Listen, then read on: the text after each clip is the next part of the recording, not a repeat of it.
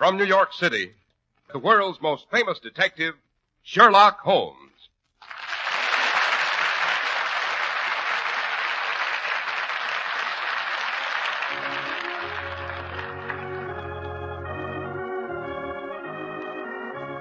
Tonight's story, The Adventure of the Serpent God. And so here we are once again in Dr. Watson's cheerful book-lined study. But let's not keep our Sherlock Holmes fans waiting. What's tonight's adventure to be, Doctor? Tonight I think I'll tell you how Holmes prevented a bloodthirsty Hindu uprising. It all occurred because we unearthed the meeting place of an East Indian cult who worshipped the Serpent God. Sounds promising. Yes, it was a weird and unearthly setting for one of our most hair-raising encounters with that arch-criminal, the notorious Professor Moriarty.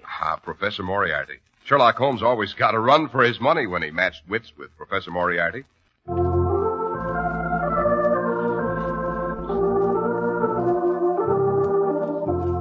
And now, Dr. Watson, back to Professor Moriarty and the adventure of the Serpent God. Yes, Mr. Harris. It was latish one May evening in the early 1900s. I had been out on an emergency case and was returning in the soft spring twilight. As I reached 221B Baker Street, I looked up to see a light in the windows of our sitting room. Holmes' long, lank silhouette was pacing back and forth in the lamplight. From the nervous vitality of his movements, I gathered he was working on a new case. I let myself in the front door and bounded up the steps. You what, Doctor? Well, I hurried upstairs.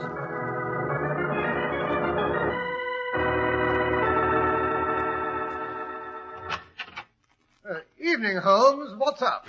A case, Watson. I'm expecting word from our latest client. Now, don't remove your hat and gloves. From his note, I gather he'll want us to go to him at once. Oh, then it's urgent. I suspect it's more than urgent, Watson. The stability of the Empire may well depend on our efforts tonight. Oh, now, really, Holmes. I'm not exaggerating, Watson. I leave that to you. However, I don't think anyone will underrate the unrest that's seething in India these days. The slightest spark may set off an explosion. Granted, but how does that affect us? As a matter of fact, my friend Harkey, you remember young Wells Harkrider of the Foreign Office? Naturally. He's the one who always looked as if he'd just swallowed his monocle. Don't let that air of fatuous imbecility fool you, Watson. Hiding behind that simple facade is one of the most alert brains in England. Not counting my own, of course. Oh, conceit. That's why he's been assigned to the Maharaja. Well, he'll have his hands full. Those East Indian potentates are a slippery lot. I wouldn't trust one around a corner with my second-best stethoscope. Prejudice, Watson, pure prejudice. I met this one several years ago at the Royal Garden Party. Rather decent sort. We've corresponded ever since. Holmes, you're wonderful. You know everything and everybody. Tell me about your Raja. Which one is he? He's the Maharaja of Banjoram, a small, warlike mountain kingdom in the north of India. Sounds vaguely familiar. Well, you've undoubtedly heard of the Banjoram stables. The Maharaja is interested in racehorses and higher education. He leads a rather quiet life in his villa outside of Paris, where the famous professors from the Sorbonne come to give him advanced lectures in private. Sounds placid enough. Quite. His life, I may say, was completely serene and uninteresting until his heir came to visit him. Well, nothing abnormal about that. Sons frequently upset the even tenor of their father's ways. Oh, but Prince Jinnah is not the Maharaja's son. He's his half-brother, different mothers and all that, you know. Yeah. It wasn't until it became apparent that the Maharaja would never have a son of his own that anyone took any interest in this boy at all. I don't believe the Maharaja had even met him until he sent for him last autumn. He suddenly decided it was high time the lad became exposed to a British education. Oh, poor devil.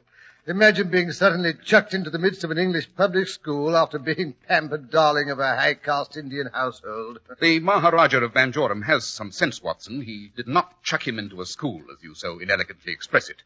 He decided to break the boy in with a good tutor. Upon explaining his position to the Foreign Office, they decided the situation was sufficiently important to assign young Wells Harkrider to the post. As the twig is bent. Exactly. The Maharaja of Banjoram has always been quite well disposed toward our government.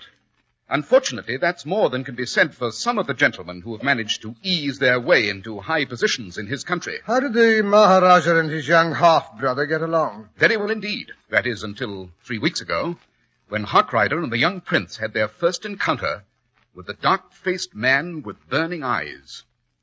It was shortly after tea time. Harkey and the prince were just emerging from the Strand entrance of the Savoy Hotel, where they have a suite of rooms. Suddenly, a strange, ragged-looking man seized the prince. He pressed his forehead to the back of the boy's hand.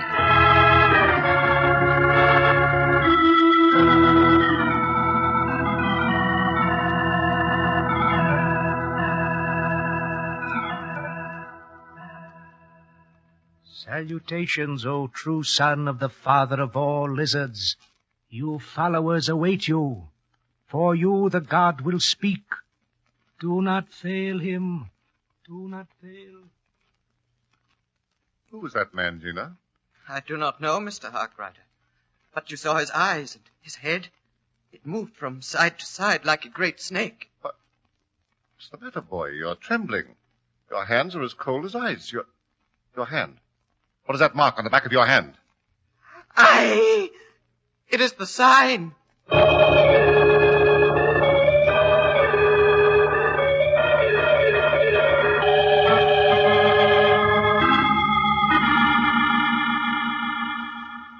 Ever since then, Watson, the boy's been a nervous wreck. Harkrider says he looks positively haunted. Then, the night after the boy's encounter with a strange derelict, Harkrider woke in the night and found him missing from his bed. Why not ask for police protection? The Maharaja forbids it. Harkrider drew him the design he'd seen on the back of the boy's hand. The Maharaja apparently recognized its significance, but will tell Harkrider nothing. He says calling in the British authorities might very well cause another black hole of Calcutta. Good Lord, Holmes, then it is serious. That, my dear Watson, is the impression I've been trying to convey for the last half hour. Did Harkrider's message explain what the symbol on the boy's hand looked like? Yes, it's drawn here at the bottom of his letter. A simple bit of cacography. Looks rather like the eye part of the large hook and eye. It's not as innocent as that, Watson. It's the same mark that appears on the hood of the king cobra. In India, that's the symbol of the serpent god. By Jove, I see what you mean, Holmes. Then you think the boy may be mixed up in some diabolical East Indian cult. I fancy the mystery's even uglier than that. You remember the description of the beggar who left the symbol on the boy's hand? Mm-hmm. The burning eyes, the head that oscillated slowly from side to side. Good heavens, that could be a description of Professor Moriarty. Oh, but you said his skin was dark. There are many stains, Watson, that can be used to color a man's skin. But why have they waited till now to call you in on the case? What makes you think Harkrider will be around tonight? This little figurine. Beautifully carved, isn't it? A fascinating bit of ugliness. The body of a man and the head of a cobra. The cobra god again. It seems this carving was found on Prince Jinnah's bed when he returned from his afternoon's walk. Harkrider said the boy fainted dead away when he saw it. Sounds sinister, eh, Holmes? Harkrider told the Maharaja about the occurrence, of course. The Maharaja seems to think this figure's some sort of summons. He believes the boy will try to disappear again tonight. Consequently, Harkrider's sending a cab for us as soon as the boy retires. We're to pick him up at the embankment exit of the Savoy. Yes, I hear a carriage driving up to our curb. Don't forget your revolver, Watson. Aha! The game's afoot. The chase begins.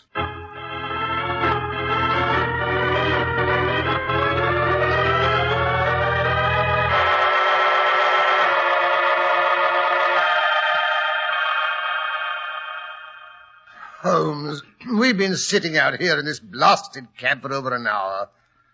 What's happened to Harkrider? What if the boy slipped out to the other entrance? Calm yourself, Watson. Harkrider's stationed behind some potted palms in the lobby inside, where he can watch both doors. And what if the boy decides to stay quietly in his little bed? I say, Holmes, that's the third time that policeman has flashed his lantern at us. First thing you know, he'll be asking some embarrassing questions. Well, don't answer them. Just pretend we're gentlemen in from the country who've had a bit of a celebration and are sitting in the cab because we like horses. Oh, Holmes, you're the most Hello. There's a slight figure coming through the doorway now. Yes, it must be the young prince. He's hailing a cab. Get ready, driver. There goes his cab, Holmes. Well, what are we waiting for? For Harky, confound him. Here he comes on the run. Open the door, Watson. We'll pick him up as we go. Follow that cab, driver. There's a $5 in it for you if you don't let him out of your sight.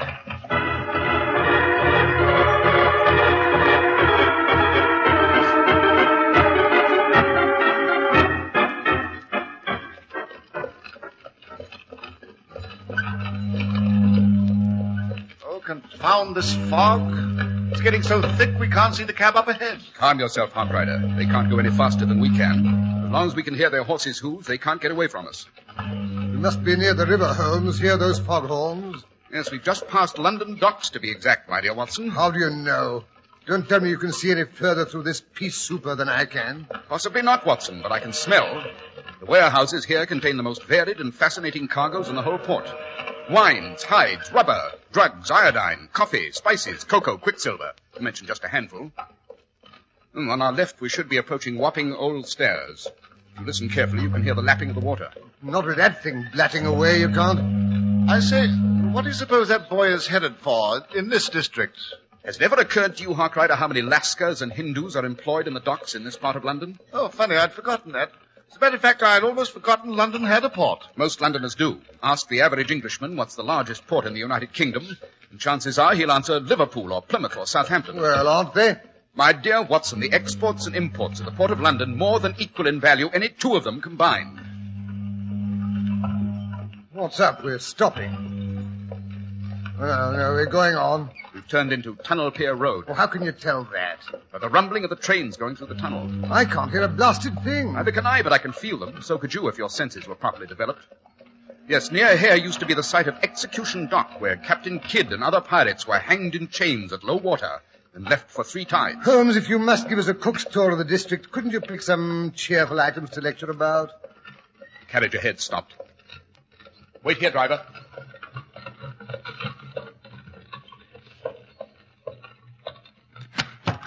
Out you go, Watson. Mm-hmm. You too, Hawk Rider. Righto.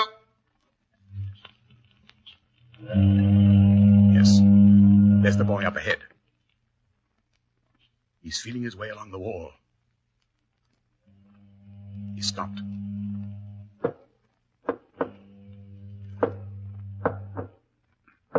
He is tapping out some kind of signal on the wall. By Jove. I say, the wall is opening. I saw no sign of a doorway. Now it's closing after him. But it works mechanically. Quick, Watson. Don't let it shut. It's our one chance to follow the boy. Stick your foot in the crack. Hurry. Oh! Now what? I did as you told me. The blasted door's killing me. Hawk Rider, take the cab and go back to the Savoy and get the Maharaja of Banjoram. Bring him here. Shall I fetch a platoon of police as well, just in case? I don't imagine he'll let you. Here, make a mark on the wall so you can find the door again. Done. Now then, Watson, slip inside the door. Right. Quick, before the guard finds it's not closed. Hurry back, Hawk Rider. Chin up, Holmes. Be back in a jiffy.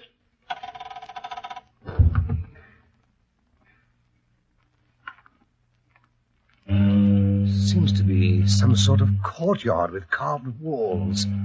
Weird, grotesque carvings. Holmes, they look horrible in the light of that flickering lantern up ahead. Those carvings represent East Indian deities. As you say, Watson, they are not nice. Look, Holmes. A tall man in a fierce beard and wearing a turban has stepped into the light of the lantern. Yes. He'll be a Sikh. A very warlike tribe, Watson. I imagine he's on sentry duty. There must be an entrance through that archway. What of it? We'll never get by him. I only hope he doesn't discover us. Right. I don't think he'd hesitate to use that large knife he has sticking in his belt. I say, what's that? Another customer's arrived at the door in the wall, I imagine.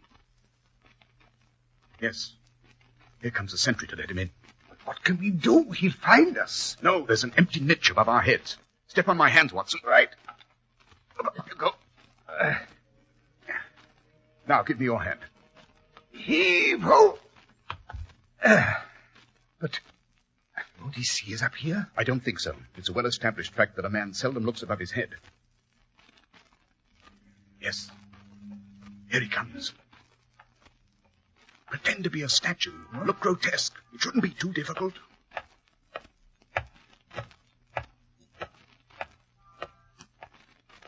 Phew.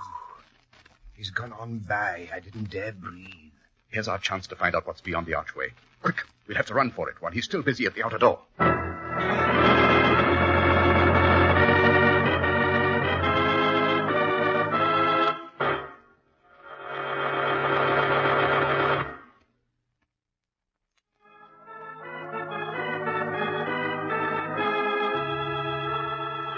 And now back to Sherlock Holmes and Dr. Watson, who have managed to sneak inside the unguarded doorway.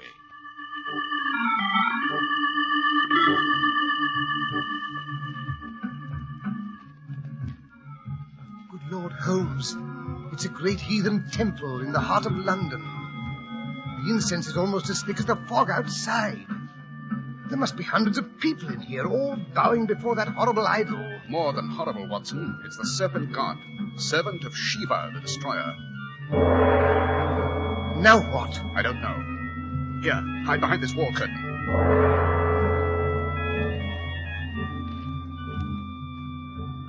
Holmes, here comes the priest or magician or whatever they call him. He's even uglier than the statue of the god. That is the Guru, Watson. It's a mask he's wearing. Aha! Notice how his head moves from side to side. We shall soon know, Watson. We shall soon know.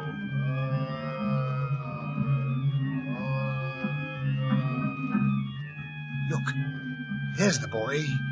He's approaching the priest. Holmes, what's wrong with him? He walks as if he'd been hypnotized. Quiet, Watson. The Guru is going to speak. Son of sons, you've done well to come. I speak for the Great One, our Lord of the Cobras. I say to you that you are doomed. That's Moriarty's voice right enough. Your youth will fade, your limbs wither, your mind shrivel and decay, and your soul be damned to eternal torment unless you heed my words. Heed and obey. You are to kill! No! It is so decreed. Tonight you shall hear what you must do from the Great One himself. You are honored above all men. The Lord of Serpents will speak to you. Bow down and listen. Holmes, he's going to make the idol talk.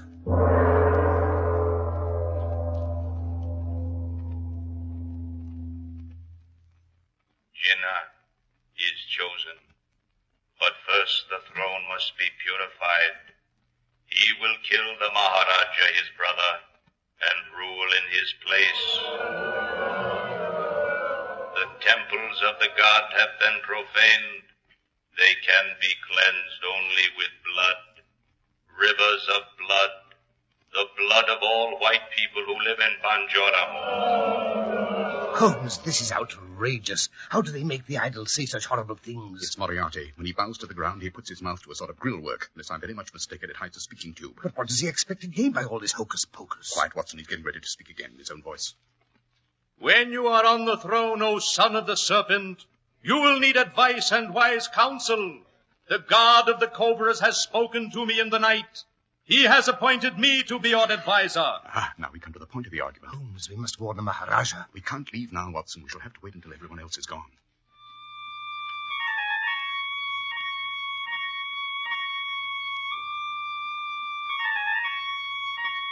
What's that for? Now let the music call the great ones. The Cobras, let them come from their hiding places. They shall dance for their new king. Holmes, they have cobras, live cobras in this place. Look, they're coming out those little windows along the wall near the floor. How perfectly vile. Look at them writhing and swaying to the music. Steady, Watson, steady. Holmes, we are standing in front of one of those little windows. There's something crawling over my foot. Stand perfectly still, don't move. It's turned. It's raising its head. Don't lose your nerve, Watson. Don't. Got it! Shot its filthy head off. Who's there? There are spies. Behind that curtain, capture them. We're in for it this time, Watson. Give me your revolver. I'll stand them off as long as possible.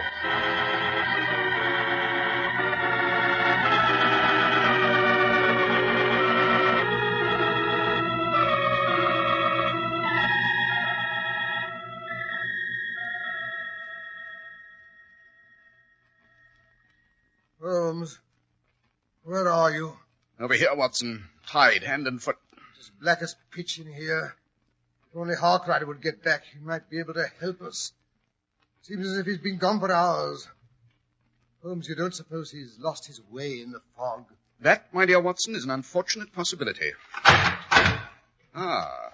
Seems we're about to have a visitor, Watson. We meet for the last time, Sherlock Holmes. Once more you have been foolish enough to meddle in my plans. This time, I think, will be the last. Such a pity, Moriarty. You're going to miss our little passages at arms. Possibly, but you have made too great a nuisance of yourself lately, my dear adversary. In a very little while I shall leave you and take my place again before the image of the Serpent God, which is just above this little room. Then 4 slaves will come. They will carry you before the altar for the final rites. It will soon be over. First, Dr. Watson shall be sacrificed to the image. You shall watch him die, Holmes. And then... You devil, you inhuman fiend, you... You do not approve my plans. So sorry. Listen. Here come the men to carry you to the temple.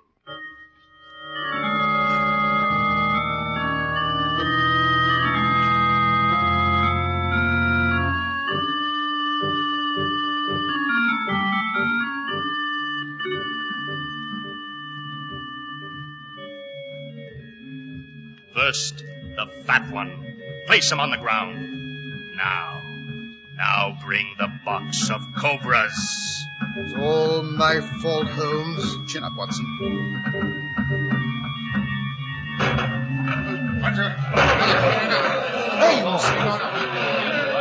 Holmes!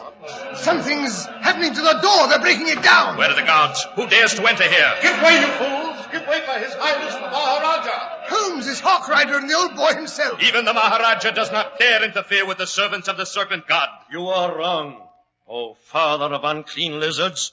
If you were a real serpent of your cobra gods, you'd know that I am the earthly arm, the voice and the will of the god who rules your gods, the most terrible of all. See here his ring on my hand. I am the earthly representative of Shiva, the destroyer. Get up from your faces, you fools. Release those 2 men. And seize this other, who is no holy man of India. Seize his skin, while I tear away his garments. He is a white man and a criminal. You think I have no way of escape? Then what? Moriarty! He's gone. He had a secret door at the base of the idol. After him, all of you! I say, do you think they'll catch him? Oh, possibly not, but I must say I'm tremendously grateful that you've shown the faker up and demonstrated to Jinnah here how easily one can be led astray by superstition and ignorance. But enough of that. Hawk Rider, get out your pocket knife and help me to free our friend. Righto. You have to forgive me, Watson, old boy, but trussed up like that, you remind me of that night of our first year at school when the boys in the upper form decided to have a bit of a rag. Good Lord, you're not... But of course you are. Banjo. Dear old Banjo. Well, I mean, Your Highness. Oh, not to my friends, Johnny. Tell me, Banjorum, are you really the arm of Shiva and all that sort of thing, or was that just plain swank? Not at all, my dear Watson. In His Highness's kingdom in India, his people are convinced he's partially supernatural. Oh, it's rather tedious, you know, and quite frequently lonely. That's why I sent for this young scallywag to come and visit me. Come along now, Jinnah. There's no need to be frightened now, you know. Oh, I was not going to kill you, sir. No matter what they did to me. Really, I wasn't. Of course you went. Come along home. It's way past your bedtime. Yes, right. Pleasant dreams, Prince Jinnah. I fancy it'll be the first good night's sleep you've had for some time. It will indeed, sir. I've been under a bit of a strain, but it was worth it. To meet the famous Mr. Sherlock Holmes.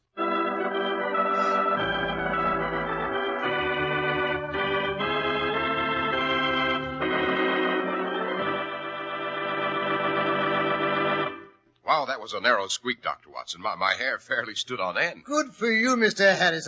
Glad I held your interest. You did that.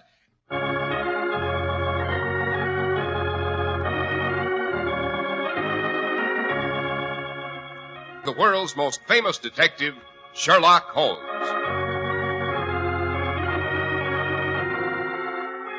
Our stories are based upon the character of Sherlock Holmes, created by Sir Arthur Conan Doyle. Sherlock Holmes is played by John Stanley, Dr. Watson by Alfred Shirley, and the dramatizations are by Edith Meiser. Sherlock Holmes is produced and directed by Basil Lochran, with special music by Albert Berman.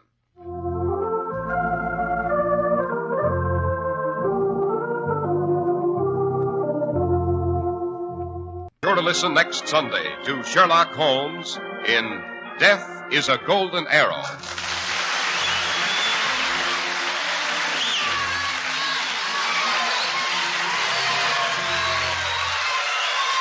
is Cy Harris speaking. This is the Mutual Broadcasting System.